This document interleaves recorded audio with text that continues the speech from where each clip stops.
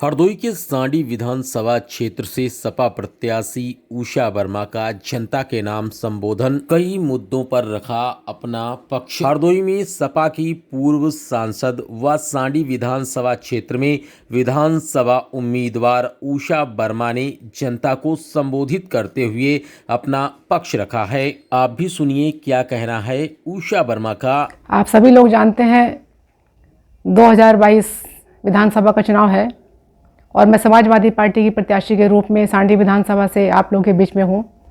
आप लोगों ने, यहाँ की जनता ने मुझे 3 बार हरदोई से लोकसभा का सदस्य बनाया, 1 बार विधायक भी बनाया आप लोगों ने। उससे पहले मैं ब्लॉक प्रमुख भी थी, मंत्री भी मैं रही, लेकिन मैं कभी भी आप लोगों के बीच में सांसद, विधायक, मंत्री के बीच में नहीं के रूप में नहीं आई। केवल आपकी बहू और बेटी के रूप में आप लोगों के बीच में आई हूँ। और मैं आज जब आप लोगों के बीच में हूँ तो बहुत सी समस्याएं हैं यहाँ क्षेत्र की, और सबसे ज़्यादा समस्याएं जो मुझे इस समय दिख रही है, हम देख रहे हैं कि हमारे सामने इतने बच्चे खड़े हैं, सब नौजवान बच्चे जिनके हाथों में रोज़गार नहीं है। और जब भी हम कहीं क्षेत्र में जाते थे पहले, तो हर गांव में मुझे ये समस्या सुनने को मिलती थी कि यहाँ गांव के काफ़ी लोग बाहर अपनी नौकरी कर रहे हैं, कोई पंजाब में है, कोई महाराष्ट्र में है, कोई गुजरात में है। तो उस समय हमें ये लगता था कि शायद ये लोग अपना कहीं नौकरी करने के लिए गए होंगे। लेकिन जब कोरोना काल आया तब उस समय हमने देखा कि वहाँ के जो काम करने के लिए बाहर गए थे, जब वहाँ का रोज़गार बंद हुआ, जब वो लोग क्षेत्र में वहाँ से आए लौट करके, तो बहुत से लोगों को अपनी जान से हाथ भी धोना पड़ा। और उसके बाद तो हमें ये लग रहा था कि शायद ये कभी काम के लिए बाहर जाएंगे नहीं। लेकिन लोगों की समस्याएं हैं, रोज़गार नहीं है।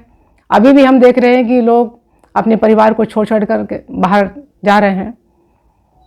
तो हमको ये लगता है कि हमारी समाजवादी पार्टी की सरकार बने, और हम ये चाहेंगे कि हमारे जनपद में ही ऐसे रोज़गार हों कि इन नौजवान बच्चों को बाहर ना जाना पड़े। क्योंकि कोई भी माँ नहीं चाहती कि उसका बेटा बाहर रहे, और कोई भी पत्नी नहीं चाहती कि उसका पति अपने जिले के बाहर जा कर के काम करे। और समाजवादी पार्टी की सरकार में हमारे जनपद में कई योजनाएं आई, चाहे लोनी मिल हो, शुगर मिल, चाहे हरियाणा की शुगर मिल हो, या Rupapur sugar mill, Bikapur sugar mill, ये सभी समाजवादी पार्टी की सरकार में बनी है। और मिरिंडा का प्लांट जो संडीला में है, वो भी समाजवादी पार्टी की सरकार में बना है। हम चाहते हैं कि जब समाजवादी पार्टी की सरकार होगी तो हम अपने जनपद में ही ऐसे कारखाने, ऐसी योजनाएं लेकर के आएंगे कि हमारे जनपद के लोगों को बाहर ना जाना पड़े। इसके अलावा हम देखते हैं कि जब हम जाते हैं तो विशेष रूप से महिलाएं, अभी तक महिलाओं ने ही मुझसे कहा है कि हमारे बच्चों के स्कूल बंद हैं, 2 साल से स्कूल बंद हैं, और ये बच्चों की जब पढ़ाई नहीं हो रही है तो आगे चल कर के बच्चे करेंगे क्या। क्योंकि ये बच्चे जो अभी 2 साल पहले कक्षा 2 में पढ़ रहे थे, इन बच्चों को अब कक्षा 4 में होना चाहिए था। लेकिन जब इनसे कुछ पूछा जाएगा तो ये पीछे का सब भूल गए हैं। और जब ये बच्चे, जब इनकी नौकरी करने की उम्र होगी तो इनकी पढ़ाई पूरी नहीं होगी, और जब इनकी पढ़ाई पूरी होगी तो इनके लिए नौकरी की उम्र निकल जाएगी। ये बहुत बड़ी समस्या है। इसके अलावा हम देख रहे हैं कि हमारे किसान भाई सब लाठी डंडा लेकर के खेतों में पड़े हैं, रात दिन अपना खेत बचा रहे हैं, फसल तो नहीं बचा पा रहे हैं, इसके अलावा उनको जान बचाना भी मुश्किल है। और कोई भी नहीं चाहता कि उनके बच्चे खेतों में रहें। ये समय सर्दी का समय भी है, पाला पड़ रहा है। अगर वो बीमार पड़ जाएं और 2 दिन अब तक अपने खेत में नहीं जाएंगे तो उनकी फसल भी बर्बाद होगी। आपके खेतों में फसल नहीं है और बच्चों के हाथ में रोज़गार नहीं है, तो आप ये बताइए कि आगे आपका भविष्य क्या होगा। आप अपने क्या आप लोग खाएंगे? या जो 5 किलो का राशन आप लोगों को मिल रहा है, क्या उस पर आप लोग निर्भर रहेंगे? और आप लोग ये भी जानते हैं कि वर्तमान सरकार ने ये भी कहा है कि चुनाव के बाद राशन बंद कर देंगे। कोरोना काल में आप लोगों को 5 किलो का राशन फ्री मिला।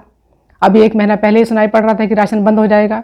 लेकिन 5 राज्यों में चुनाव है, उत्तर प्रदेश, उत्तराखंड, पंजाब, गोवा, मणिपुर, और इन्हीं राज्यों में केवल राशन मिल रहा है।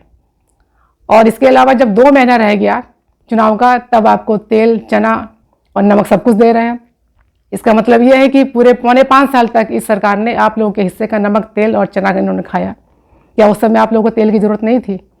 इस समय डीजल, पेट्रोल के भाव आप लोग देख रहे हैं। और जो ये सरकार बनी है, आप लोग जानते हैं कि 7.5 साल पहले इस सरकार ने आप लोगों से वादा किया था कि हम किसानों की आय दुगनी कर देंगे। आय दुगनी कैसे होगी?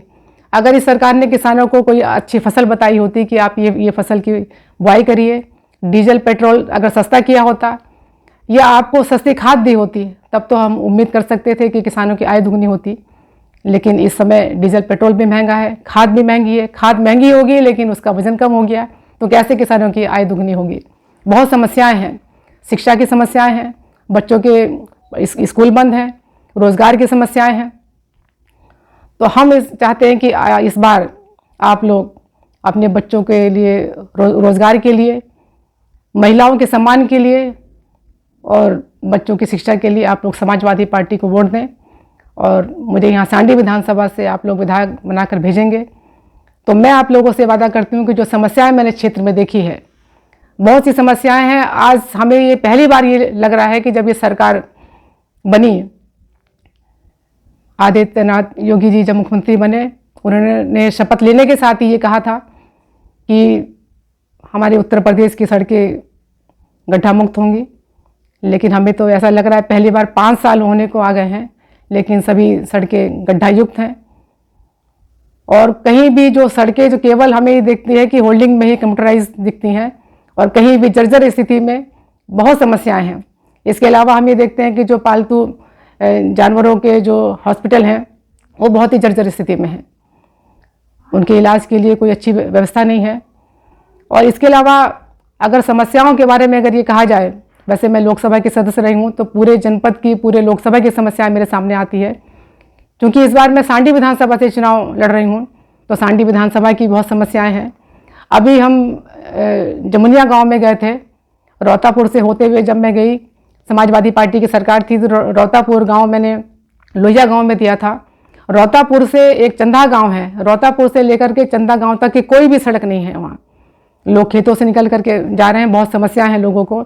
वहाँ के लोगों ने बताया, हालांकि पिछली बार जब हमारी समाजवादी पार्टी की सरकार बनी थी उसी समय लोगों ने बताया था कि घाघरा का पुल बनना है, उसको हमने शासन में दिया था, वो उसकी स्वीकृति भी आई थी।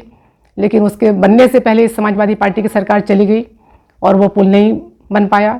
इसके अलावा एक बर्रा डाल सिंह गांव का पुल है, वो भी नहीं बना इस सरकार में। लेकिन हम उम्मीद करते हैं और मैं आपको आश्वस्त करती हूँ कि जब हमारी समाजवादी पार्टी की सरकार बनेगी तो उस पुल का निर्माण भी किया जाएगा। इसके अलावा अभी जो समस्याएं का सड़कों की बात आती है तो बघौली से प्रतापनगर चौराहे की सड़क जो है बहुत ही जर्जर स्थिति में है। अभी हम चल करके आ रहे हैं वहीं सड़क से। इसके अलावा सेमरा चौराहे से खजूरमई होते हुए बघौली मार्ग बहुत ही जर्जर स्थिति में है। सुरसा की बहुत ज़्यादा सड़कें खराब हैं। और सबसे ज़्यादा हम ये देखते हैं कि आवारा पशु, जब मैं अभी आ रही थी तो मुझे सड़कों पर इतने आवारा पशु मिले और लाठी डंडा लेकर के लोग मुझे खड़े दिखाई दिए वहाँ पर। और कई बार ऐसी समस्याएं आती हैं, कई घटनाएं हमारे क्षेत्र में ऐसी हुई हैं। कई लड़के ऐसे जो मोटरसाइकिल लेकर जा रहे थे, आवारा पशु उनसे टकरा गए, एक्सीडेंट हो गया। इसके अलावा कई 4 पहिया वाहन से भी कई पशु टकराए, तो कई घटनाएं हुई हैं। तो इस समय तो घर से निकलते हुए भी रात के समय बच्चों को, माँ को डर लगता है कि हमारा बेटा कहीं गया है, कहीं कोई घटना ना हो जाए। हर किसी को, परिवार वाले अपने आप को सुरक्षित नहीं महसूस करते हैं। तो बहुत सी समस्याएं हैं और समाजवादी पार्टी की सरकार बनेगी तो मैं आप लोगों को पूरी तरीके से विश्वास दिलाती हूँ कि जो समस्याएं हैं, इन समस्याओं का समाधान मैं पुरजोर हम करेंगे। इन समस्याओं का समाधान मैं आप लोगों से केवल यही निवेदन करना चाहती हूँ कि इस बार सब लोग मिल करके समाजवादी पार्टी को आप लोग वोट दें। और इस बार अगर आपका वोट बढ़ गया तो जो क्षेत्र की समस्याएं हैं, आवारा पशुओं की जो समस्याएं हैं, शिक्षा की जो समस्याएं हैं, रोजगार की जो समस्याएं हैं, उन समस्याओं से आप लोग निजात नहीं पाएंगे। इन समस्याओं से निजात केवल आपको समाजवादी पार्टी के पूर्व मुख्यमंत्री माननीय अखिलेश यादव जी ही दिला सकते हैं। और मैं केवल आप लोगों से यही निवेदन करूंगी कि आप लोग उनके हाथों को मजबूत करिए। यहाँ से हमको जिता करके आप लोग भेजेंगे तो मैं पूरा विश्वास दिलाती हूँ कि जो क्षेत्र की समस्याएं हैं, उन समस्याओं से मैं आप लोगों को निजात दिलाऊंगी।